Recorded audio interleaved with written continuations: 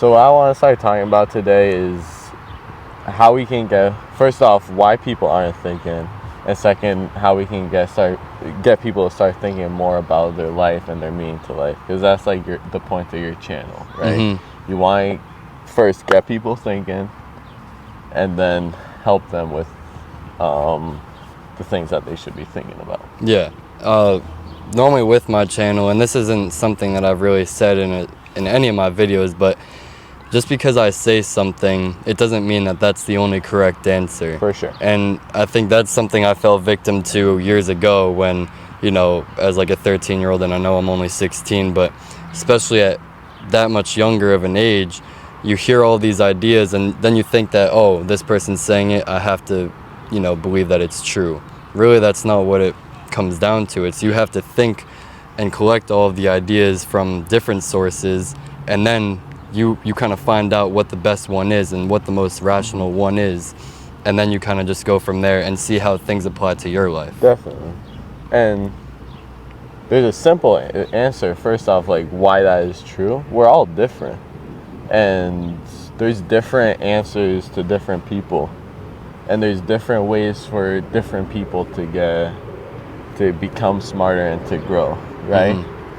For me, I think a big part was fitness and sports.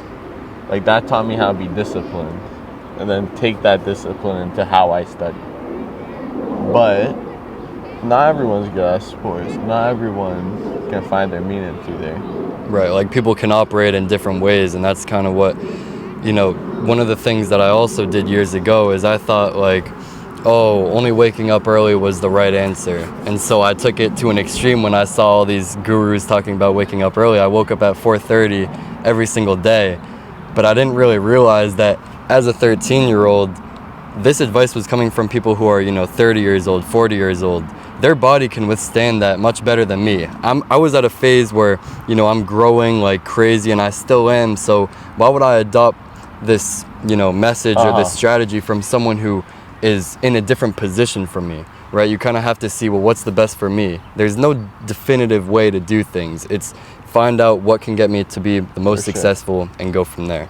Because, as I just said, it's not one size fits all. And like, you'll slowly grow. You live and you learn. And you'll see, like, even those people who said, oh, I wake up at 5 a.m. and I do this and I do that and I do that.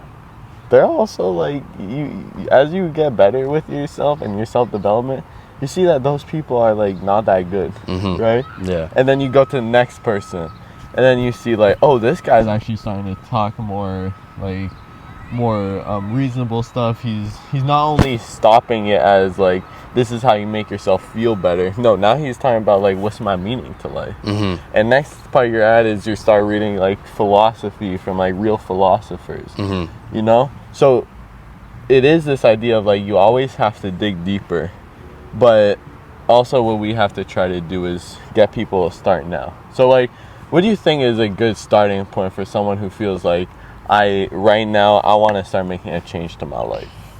I would say just get down and think. If you have to sit in your chair and just stare at your wall, do that, because a lot of people don't even take the original time to think. Obviously, you're not going to figure out what you need to do when you haven't developed a plan.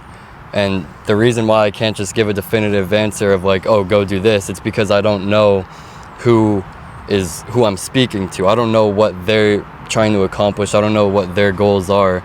So I would say think, that's the first thing that you got to do. Take designated time to think. And if you're really in the beginning, take like an hour.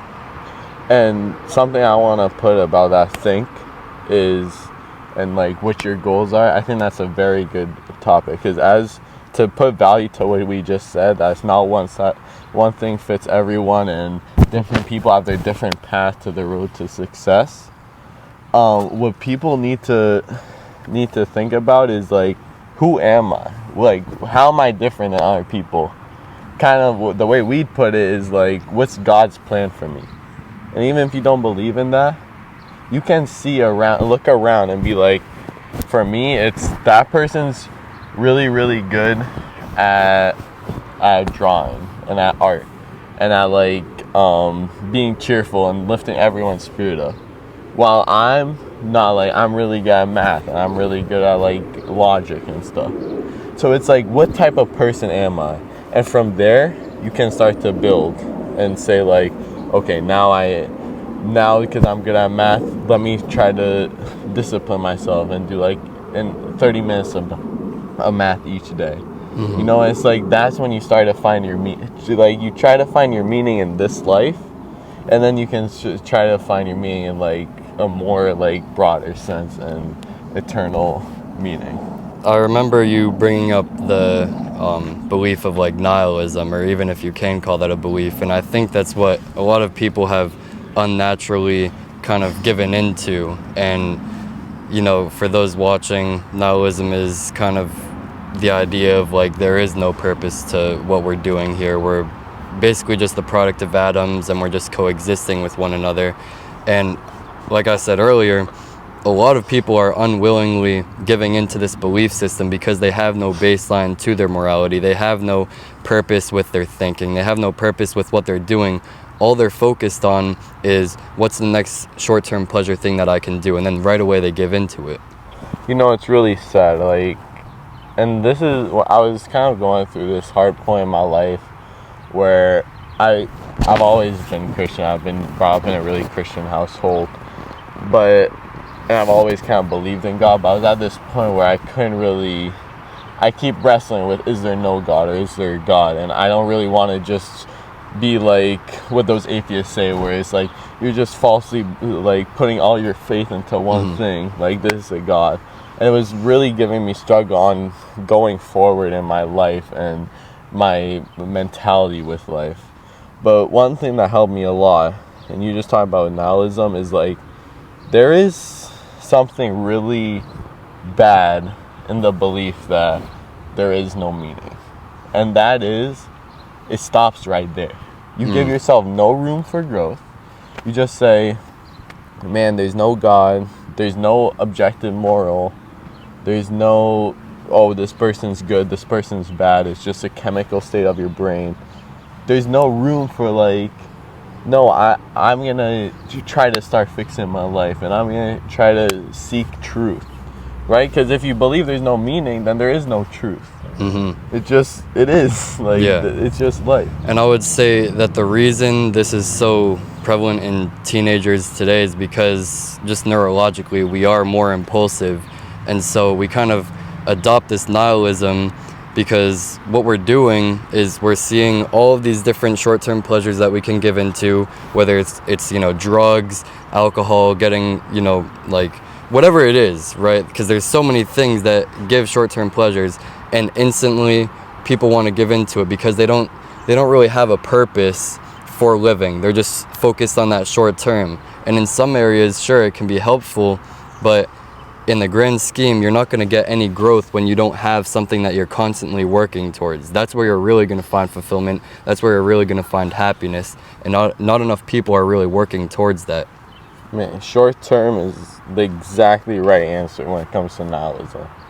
Because when you're down in the ditches and you up so many times and you're addicted and you're doing this issue and that issue, and you're making all the wrong choices for short-term pleasure, it's so easy to say, man, there's no meaning to life, and I'm just living my life, right? I'm living my 20s, like you hear that term, and like I'm just gonna live in the moment. So nihilism, in a sense, it is like that short-term pleasure. It's like, okay, I'm just gonna put everything aside. I'm not gonna take any responsibility in myself. That's what people have to do. They have to take responsibility. And a quick, easy way to do that is for people listening is make that choice. It's about discipline, right? Take something that hurts, but will make you grow. Go on a run, right? Study. Like, it's summer right now. Study, like, do something. I want to ask you, like, because you asked me earlier about, you know, what's your first step if you're trying to make an improvement, but for the people watching who don't even want to improve or are in that nihilistic kind of viewpoint, where would you go from there? How do you get to the point where you want to run or things like that? Exactly. And this idea of do something that kind of makes you suffer, but will do something good for you. I think that's the first step to everything. And as you go deeper in your self-development, you just get better at that. That's all that it is. Right? You think about something big in like self-development, and like Jocko Willink like thinks about this a lot, and David Goggins, it's about discipline. But you think about what discipline is, it's exactly that. It's taking something that's uncomfortable, but pushing through it, right? Because you know that long term, it's going to be good. So whenever it could be anything, just take something that's going to make you uncomfortable, but it's going to be good, and that's going to help you a lot. And I think consistency with that, with doing the tough thing, is really important as well, because when you do face a challenge, like let's say you have some assignment due if you're in work or if you're in school, you're not going to have all this discipline built up when that's your biggest struggle in life. If you're doing all these other things every single day, like, you know, it could be something like doing a cold shower or going for a run in the morning. When you're doing stuff like that, then that project seems like nothing to you. You're instantly able to do that project because the discipline is already trained. So now something I want to talk about is kind of the next step from there. Because a lot of people are watching, they might be our friends, and I know a lot of our friends, they go to the gym, and that's what I'm talking about. You do something that's uncomfortable, because at the end it's going to give you something good. But then what I want to say is, even like you might be watching this and you're like feeling good about yourself, like, oh, I go to the gym. But then from there, where are you gonna push it? There's so much. Going to the gym, it goes away, right? It's the beginning. It's not like really doing anything for you. Unless you're gonna be like Mr. Olympia, you gotta find some other way to improve. For sure. So you gotta find the next step, right? And even then, like going to the gym, it comes and it goes. You might have an injury, and now look at where you are. You need to have other ways to fulfill yourself. Exactly. So it's about taking the next step. So now, maybe how can I help other people go to the gym? That's a great next step, right? So it's just always, right, it's not like the first step, I've done it and now it's done.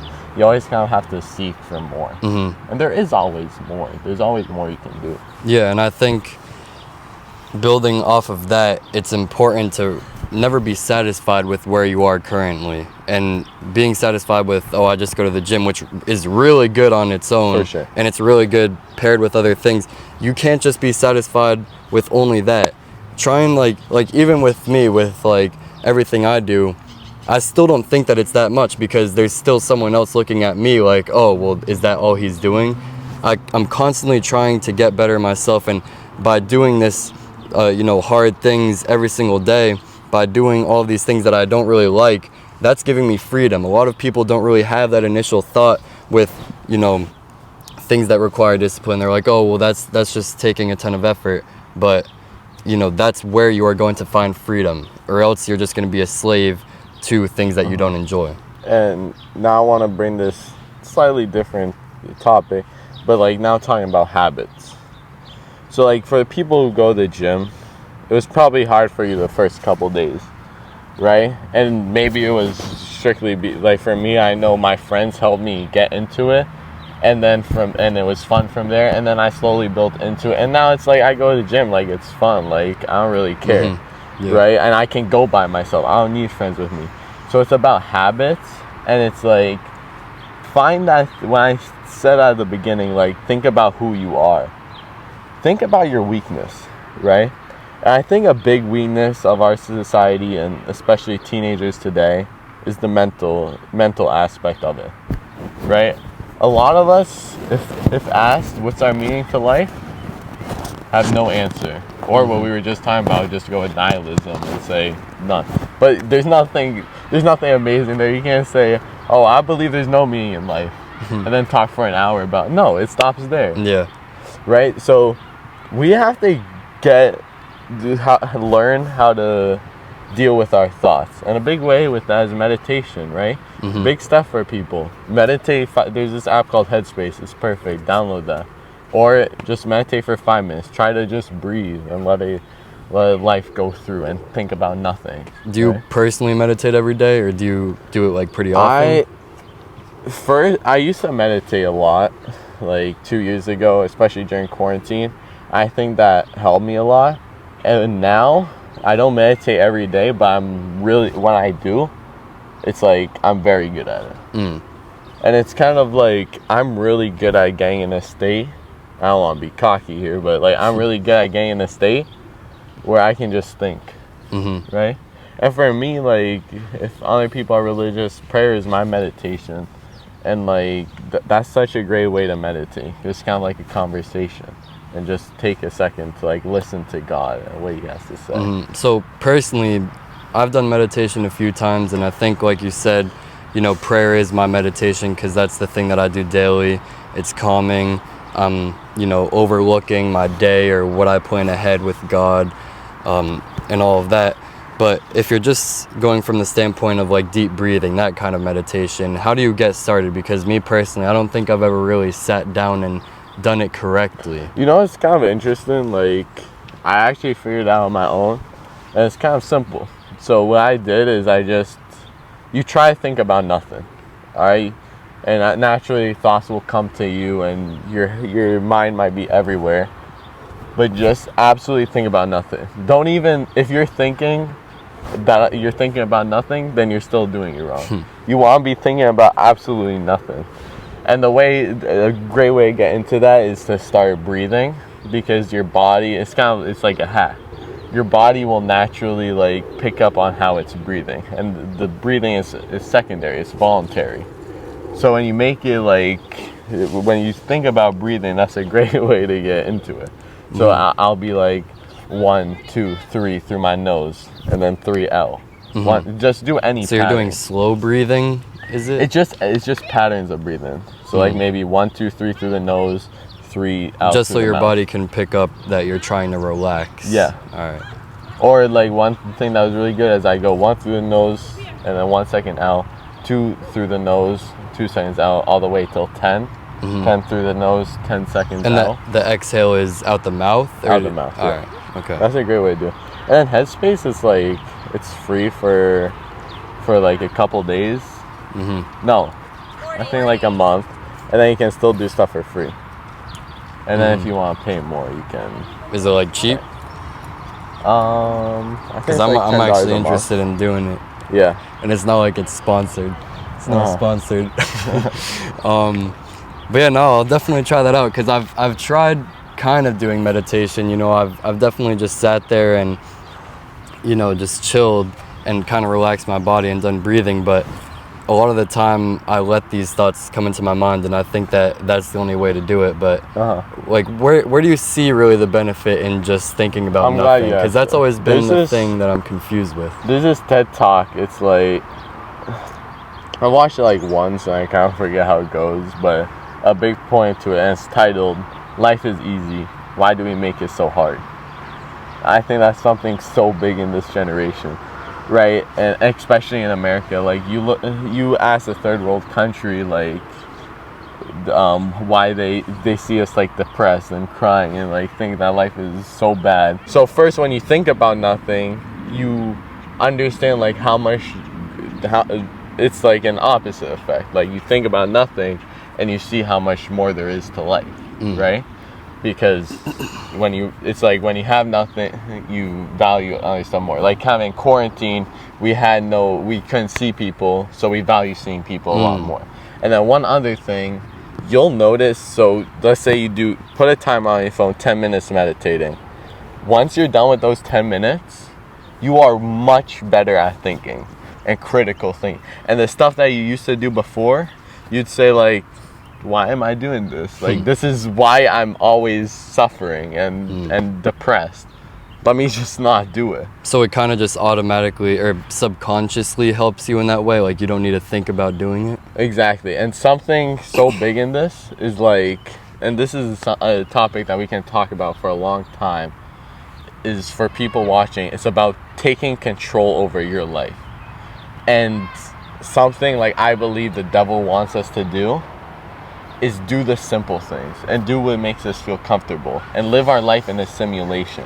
for us, we already have everything, so to be satisfied, we need everything more. For them, they only have something, so all they need is something more to be really happy. What I was gonna get at is that, like, that's another, like, amazing part to life, like a phenomena you call it, right?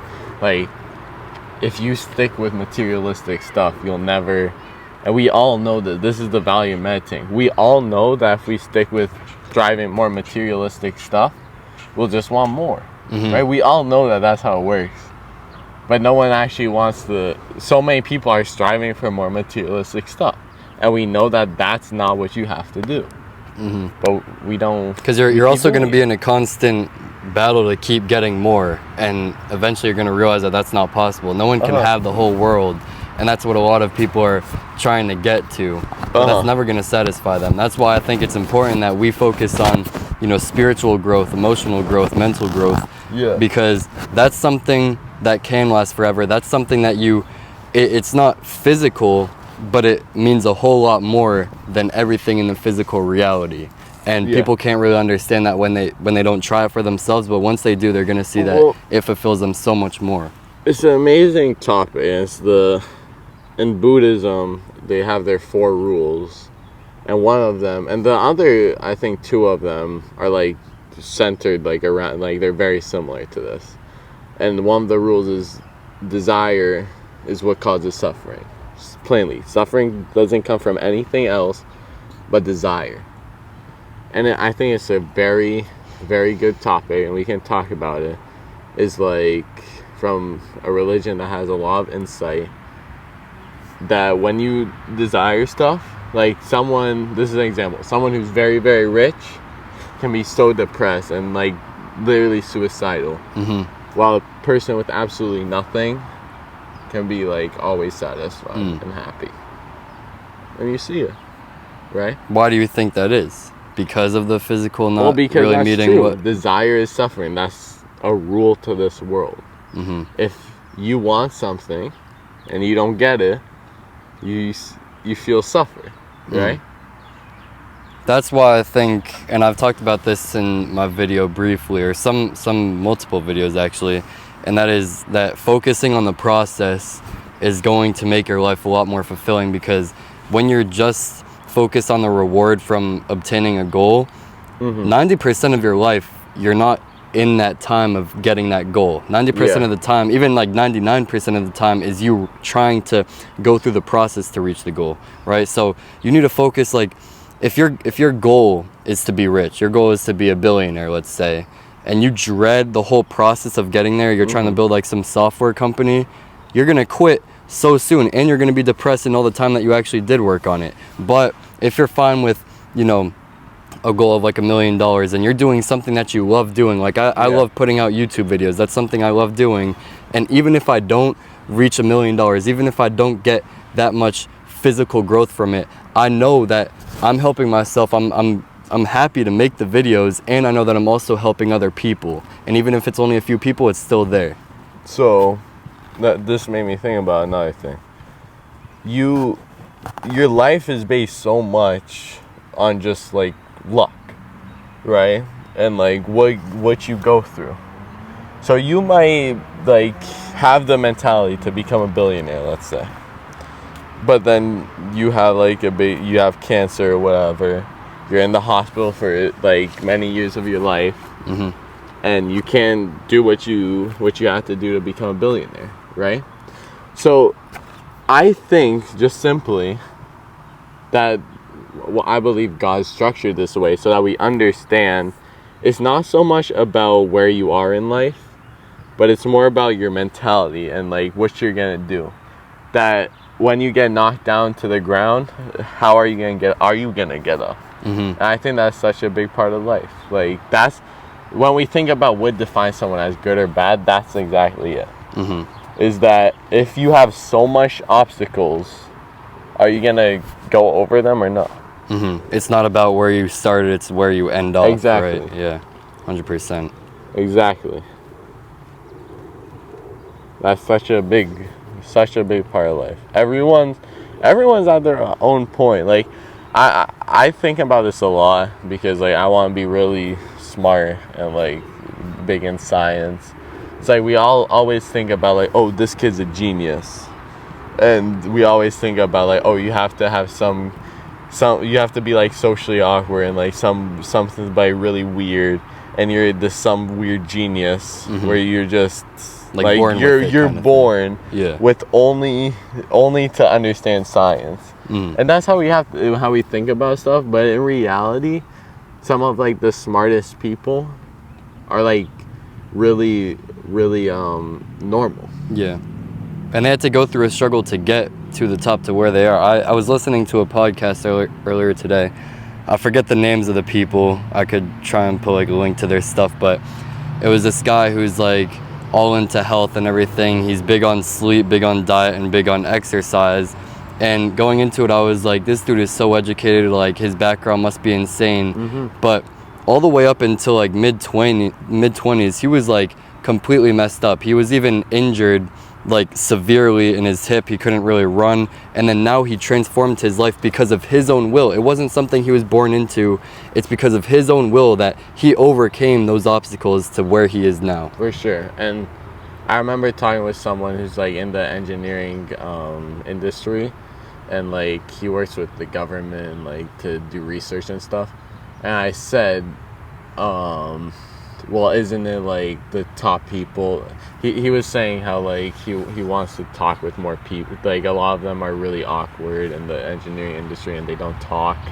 And I was like, yeah, because like the higher up you get, the more weird people are, right? And like socially awkward. And he said actually it's the complete opposite. You look at CEOs and like the top people, they are very normal and they're like very good at social skills. So it is like, why is that the case? Because those people, they understand how to overcome challenges. The awkward people, they're what we call, when Elon Musk, he has that famous quote, the B's work for the C's and the A's work for the B's. His point is like, the people who are so into the system, because getting an A is following the system. The people who are so like locked into being part of the system, they will be exactly that. They'll be really good at following the system and being a But they worker. can never really go beyond that. They can never really start their own thing. They can't. Because starting your own thing is getting out of that system. Saying, I can make the system and I can make everyone else work for me. Right? Yeah. But that's what you need. That's the right thing. That's a good idea to say like, I'm gonna get out of this system and I'm gonna do something different, because that's when innovation comes. That's when we learn more truths, and that's the point of being human, right? To discover. And that's a positive that I think everyone can take away from what you just said, is like, even if you don't have like the genius part of yourself yet, you may still have the social aspect. And already right there you have half of what a CEO needs, right? A lot of the time we're trying to look at like what our downsides are and why we can't fulfill something. If you're, really like friendly with a bunch of people, look at that as a positive. You already got that part down. That's the part that a lot of people struggle with. Now just focus on what interests you and how can I build that up to being something really important to other people, and how can I service that to other people. Now you're going to be a CEO, and I know I just made it like more simple than what it is, but honestly, it's all simple. It's just not easy. And once you focus on the simplicity of it all, then you're going to start making a plan to eventually conquer it. Exactly. The best things in life are simple. Like, straight up. It's just about wanting to do it. 100%. Like, for people, what we were saying, like, what's the first step? Simple. Do what's discipline yourself. Do what's uncomfortable and does the good thing. Like, that's all I can say. The first step is to do what's going to help you. It's simple, but are you going to do it? Yeah. And I want to, just to wrap it up, I'll ask one more question, because I don't think I've ever asked your insight on this, but if you're trying to build a new habit, let's say you did the thinking, you did the, the plan or structure, how are you going to fulfill that habit in like the best way? Like, is there some strategy that you've partaken in that has helped you in that? So first off, very basic, well, what's the habit going to be? Right, like what habit do we want to work on for the people watching? You could just give an example. So like, what we were saying is, let's say you want to get smarter. And what I was saying before is like, it's summer right now. A great way, we were talking about like getting out of the simulation and like using your free will to do something. Mm-hmm. It's summer. Everyone's thinking, oh, this is my time to stop. This is my time to stop grinding. This is my time to not learn anymore, right? To just relax. Mm-hmm. Don't do that. This is the perfect time, actually, to work and study on the things that you need to study. So would you say it's a mentality kind of thing? Like you just need to be ready to start? It's not necessarily So let's say that's the first thing.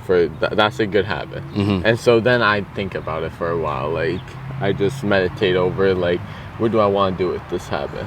So a good thing could be like a time.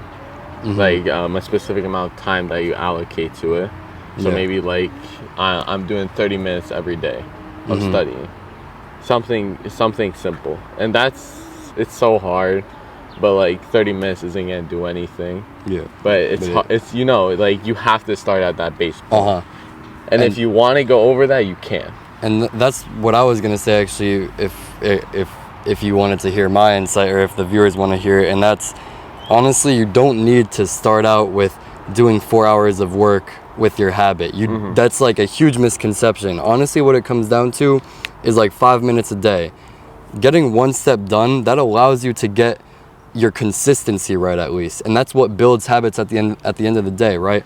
For me, something that I've implemented this with is basketball. And I've always been very consistent with playing basketball, but I told myself, like, in those rest days, in those days where I wouldn't play basketball, it's not gonna hurt me just to shoot around for 5 minutes, for 10 minutes. Oftentimes, I'm, having so much fun with it that I'll end up being out there for an hour, right? But all I'm focused on doing really is just that 5 to 10 minutes. And doing that with whatever habit you're trying to create, that's going to develop the consistency, and that consistency is truly the biggest part with habit creation.